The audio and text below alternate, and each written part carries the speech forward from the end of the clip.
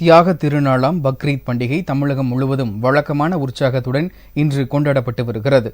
மசூதிகளில் நடைபெற்ற சிறப்பு தொழுகையில் ஏராளமான இஸ்லாமியர்கள் கலந்து கொண்டனர். இறை தூதர் இப்ராஹிம் நபியின் தியாகத்தை நினைவு கூறும் விதமாக பக்ரீத் பண்டிகை கொண்டாடப்படுகிறது. இன்று பக்ரீத் பண்டிகையை முன்னிட்டு இஸ்லாமியர்கள் புத்தாடை உடுத்தி பள்ளி வாசல்களில் ஒன்று கூடி சிறப்பு தொழுகை நடத்தினர். பின்னர் ஒருவரை ஒருவர் ஆற தழுவி பக்ரீத் வாழ்த்துக்களை பரிமாறிக்கொண்டனர். தொடர்ந்து இறைவனுக்காக பலியிடப்படும் ஆடுகளை 3 பங்குகளாக பிரித்து நண்பர்கள், உறவினர்கள், ஏழைகளுக்கு தானம் மற்றும் இரக்கத்தின் அடையாளமாக வழங்க உள்ளனர். பக்ரீத் பண்டிகையை முன்னிட்டு இஸ்லாமியர்களுக்கு பல்வேறு அரசியல் கட்சி தலைவர்கள் வாழ்த்து தெரிவித்துள்ளனர்.